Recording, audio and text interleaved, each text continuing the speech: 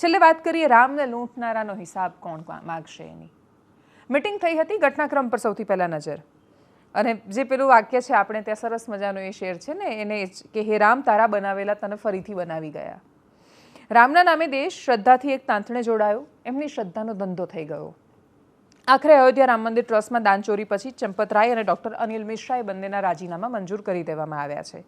સૌથી મહત્વની વાત, કોષાધ્યક્ષ ગોવિંદ ગિરી જે એ પ્રસ્તાવ લઈને આવ્યા હતા અને પછી ગોવિંદ દેવ ગિરીએ કહ્યું અને ચંપતરાયના એમનું રાજીનામું મંજૂર કરવામાં આવ્યું. એમણે એક પત્ર લખ્યો હતો. એ પત્રમાં કહ્યું કે હું ખજાનચી છું, પણ મંદિરમાં આવતા દાનની ગણતરીની પ્રક્રિયા તો મને ખબર જ નહોતી આટલા સમયથી.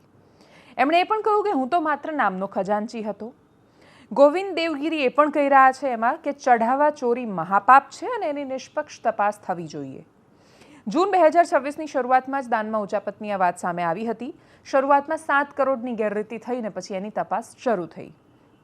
એવી વાત સામે આવી કે 7 કરોડ રૂપિયા આંકડો ખાસ્સો મોટો છે, બધાને ખબર છે. તપાસ શરૂ થઈ. મંદિરના કર્મચારી લવકુશ મિશ્રા સહિતના આરોપીઓના ઘરે દરોડા પાડીને લાખોની રોકડ જપ્ત કરવામાં આવી. અયોધ્યાના ગેસ્ટ હાઉસમાં ટ્રસ્ટના પ્રમુખ મહંત નત્ય ગોપાલદાસ એમની અધ્યક્ષ સ્થાને હાઈ લેવલ બેઠક યોજાઈ હતી. ચંપતરાયનું રાજીનામું સ્વીકારાયા પછી બજરંગ બાગરા ટ્રસ્ટના નવા જનરલ સેક્રેટરી બનાવાયા છે. જોકે જે ફંડ ગાયબ થયાની ફરિયાદ થઈ હતી એ સિવાય કરોડોની ઉચાપત, એની ફરિયાદો બહુ થઈ, ચર્ચા બહુ થઈ. કોઈએ કહ્યું કે આખું સોનેથી મઢેલું કરોડો રૂપિયાનું રામચરિત માનસ ગાયબ છે. કોઈએ કહ્યું, બુલિયન એસોસિએશનવાળા એક ભાઈ હતા, એમણે કહ્યું અમે બધા વેપારીઓએ ભેગા થઈને ચાંદી આપી હતી.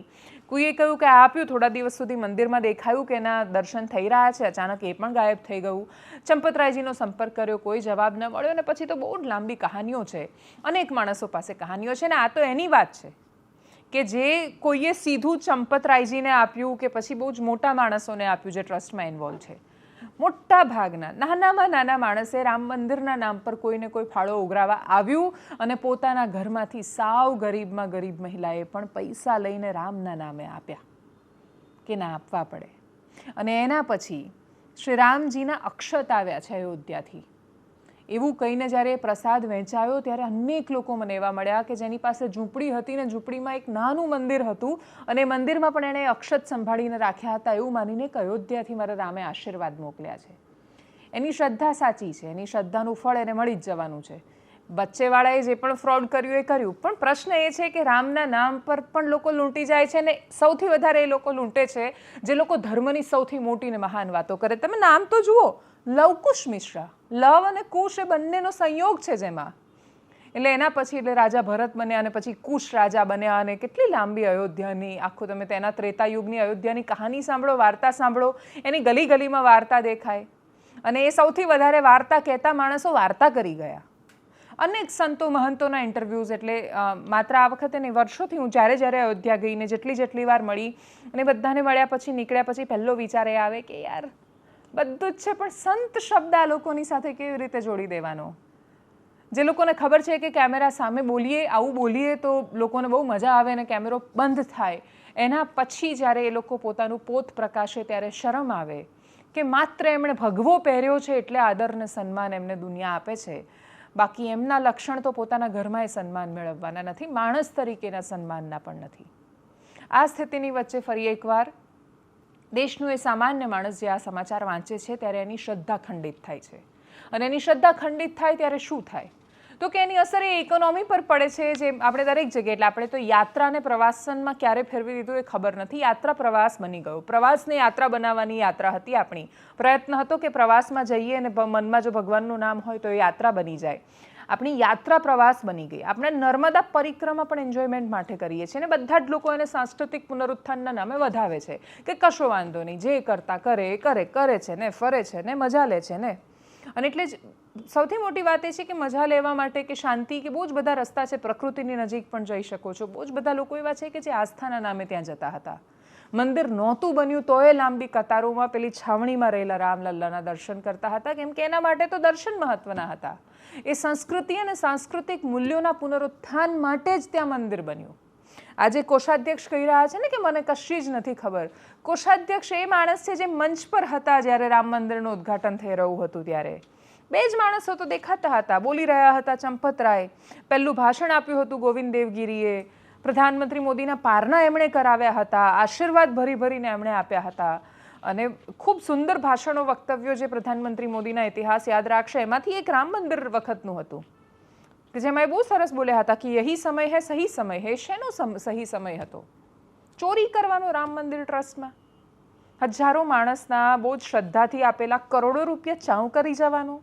અને આ બધું જ થાય ને એના પછી જે પેલું મતલબ રામ રામ નામની જ્યારે પ્રતિક્રિયાઓ આવે ત્યારે શરમ નામનો શબ્દ ટૂંકો પડે છે કે જેની આસ્થાના નામ પર માત્ર મંદિર નથી બન્યું, સિંહાસનો બન્યા છે ને સત્તા રચાઈ છે તમારી. એના દાનનું રક્ષણ કરવું તો તમારી ફરજ હતી. એ ફરજ સરકાર ચૂકી છે, ટ્રસ્ટ ચૂક્યું છે, એ બધા જ લોકો ચૂક્યા છે જેણે સૌથી વધારે ધર્મનો ઠેકો લીધો. અને એટલે જ ધર્મનો સાદો અર્થ પણ જો કર્યો હોત કે ધર્મ એટલે કર્તવ્ય, પોતાના ભાગે જે કામ આવે એ સારી રીતે નિભાવવું, તો કદાચ આ દિવસ ન જોવો પડતો કે રામના દેશમાં રામના નામે ભેગી થયેલી સંપત્તિ લવકુશ નામે માણસ ચાઉ કરી જાય. આનાથી મોટો વિરોધાભાસ અને દુર્ભાગ્ય કયું હોઈ શકે?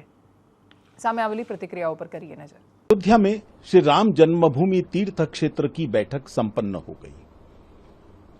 उस बैठक में यह निर्णय लिया गया कि सभी जांच सुचारू रूप से चलती रहे और नैतिक आधार पर ही चंपत जी ने और डॉक्टर अनिल ने त्यागपत्र दिया है, इसलिए उनका त्यागपत्र स्वीकार कर लिया गया। व्यवस्थाएं चलती रहनी चाहिए, इसलिए एक अन्य ट्रस्टी श्री कृष्ण मोहन जी, उनसे निवेदन किया गया कि वो नियमित नियुक्ति होने तक जितने भी आवश्यक काम हैं उन सब कामों को एक कार्यवाहक महामंत्री के रूप में चलाते रहें। एसआईटी की जांच या बाकी जो जांचें चल रही हैं उनसे ट्रस्ट के सभी सदस्यों ने सहमति जताई है। जिस प्रकार से जांच हो रही है और उसकी जो प्रक्रिया है उस प्रक्रिया से सब लोग संतुष्ट हैं। इस बैठक में सामूहिक रूप से ये बताया गया। इसके बाद में ये कहा गया कि जितने भी लोग कहते हैं कि हमारे आभूषण नहीं है, हमारे सोने की कोई चीज वहां पर नहीं है, उन सबको ट्रस्ट ने आश्वासन दिया है सारी चीजें सुरक्षित हैं। ऐसा निश्चित हुआ है कि न्यासी मंडल तो पूर्ण होगा, लेकिन 3 लोगों की हमने नियुक्ति की है जो हम लोगों को 3 नाम प्रस्तुत करेंगे। ये न्यायमूर्ति प्रदीप कोहली जो सेवानिवृत्त है, लेफ्टिनेंट जनरल विष्णुकांत चतुर्वेदी जो सेवानिवृत्त है और जिन्होंने 10 वर्षों तक शिरडी का संस्थान पूरा सफलता के साथ चलाया, ऐसे सुरेश जी हावरे। इन तीनों की कमेटी हम निश्चित कर चुके हैं और ये तीनों अलग अलग लोगों के इंटरव्यू लेकर के और हम लोगों के पास नाम देंगे। उन 3 नामों में से हम उसका चयन करेंगे।